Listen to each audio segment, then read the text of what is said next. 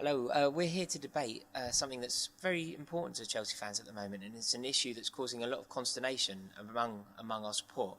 The issue is Frank Lampard. Who'd have thought it? Frank Lampard is a player who we all know and love and has done wonderful things for the club. He captained us to European glory, for God's sake. But there's some debate now. Has he been complicit in this move that looks like it's going to last for the entire season? I've been joined by Alex, who's a Manchester City fan, and by Charlie, who you all know as a Chelsea fan. I suppose the first thing to do is to get a Manchester City perspective on Lampard. How's it been working out for you? He's been great, hasn't he? He's been, I think when he first arrived, there was a lot of sort of maybe dissenting, well, not so much dissenting, but people were sort of umming and ahhing about him, thinking, you know, if he wasn't good enough for Chelsea, finished third, why would he be good enough for City? But then, as soon as he put in that goal against Chelsea at the Etihad, that definitely won him some admirers. And then ever since then, he's just given us something different. When, you know, if your plan A is not working, it's a perfect plan B to have Frank Lampard on the bench to come off for the last 30 minutes and put one in the back of the net. Yeah, absolutely. Tell us about it. I mean, we've seen him arrive late and score goals for ages, and I think he's now personally responsible for 7 points. He's personally accumulated 7 points in the season, which, considering that we're absolutely level pegging, is pretty painful for us to take. And I assume you're delighted by that.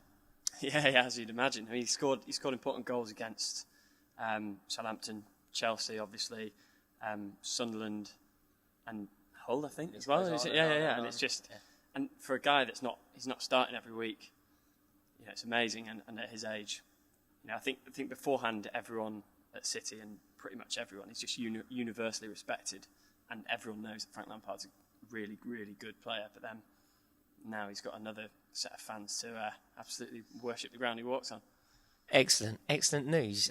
This couldn't be more painful for me to hear. Frank Lampard is a man who I definitely love more than almost anyone, I suppose. He's up there with sort of John Terry and Gianfranco Zola for me. I personally, talking just as a fan of Rory, I don't care. I don't care. Frank Lampard, he's our record ever goal scorer. He captained us to European glory. He's won countless trophies. He's just been nothing but a brilliant servant.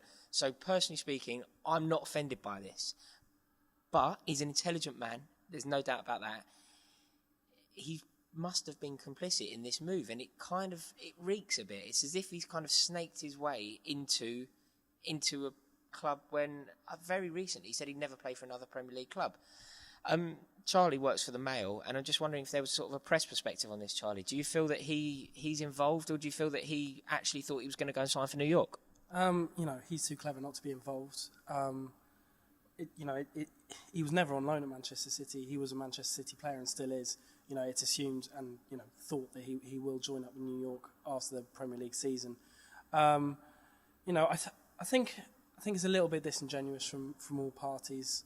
You know, if you're going to say the worst about it, it's a little bit disingenuous from City and New York and Lampard and his representatives. Doesn't bode particularly well for their MLS franchise. They had billboards all over Times Square.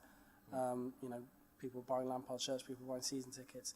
From a Chelsea perspective, I think when he first joined Man City, if anyone had kind of slagged him off, I would have said what you're talking about.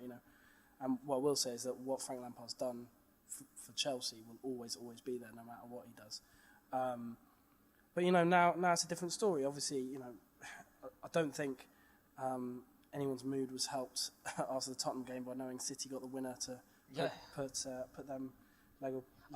Charlie, there's nothing worse. There's nothing worse than being on a train as it goes through some god awful place like Northumberland Road. You check your Twitter and you find out Frank Lampard scored a winner. You're just like, oh Frank, what are you doing? Sunderland just pulled the game, but it's just absolutely painful. And yeah, definitely. To then go from that train to then watch your team lose 5-3 at White Hart Lane. Not sure it gets any worse, really, is it? It was a pretty bad day, to be fair. And. To be honest, I think the original plan was that he would be in New York at this point, but he's done too well. Pellegrini just refuses to let him leave. As we all know, as Alex said, he's become a vital squad player, and I think a lot of Chelsea fans might be watching games like Southampton when we failed to get shots away, we tailed off in the second half, and we could have done with someone of that ilk. Yeah, I absolutely agree. Here's a question, and this is troubling me a bit actually. And usually these chats are all fun and stuff, but there's a sort of something that's a bit more serious with this. Personally speaking, like I've said before, I love Frank Lampard, and nothing can undermine 12 years of service he's given us. He's a wonderful, wonderful Chelsea servant. But I don't think everybody necessarily feels the same way. What sort of reception is he going to get in a huge game on the 31st of May against Manchester City? Generally, I think it'll be good. I think a lot of people give mouth on Twitter. I don't think that represents the majority of match-going fans. Having said that, I don't think it'll be as raucous as you saw at the Etihad in September, was it? When you had the whole away and chanting his name at the end of the game and he came over and clapped. You'll notice the Super Frankie Lampard banner has been taken down from the shed end. I think he'll get a clap. But, I think if he comes on or he gets subbed off or whatever, or his name's read out, he'll get a clap. He might get a chant, but it's not going to be. I don't think people are going to be cheering in the street or anything. I will be, but I'll be the only one. And I suppose you're dreading that game. That's the day that we're going to open up a gap, aren't we? 3-point lead? I think you might have already opened up a gap by then already. But so we've got Everton and Arsenal next.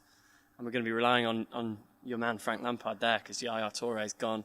Wilfried Boney, who's supposed to be on his way, he'll be in Africa as well. Aguero's not back. So we're going to need Frank Lampard to claw back a few points. And sadly, I think he probably will do it because he's that sort of player. Thank you very much for watching. We hope this has been sort of interest to you. And subscribe, comment, let us know. Obviously, there's no right answer to this. People feel differently, and we're really interested to hear what you think. So comment, subscribe, tell us what you're thinking. Cheers for watching. Bye.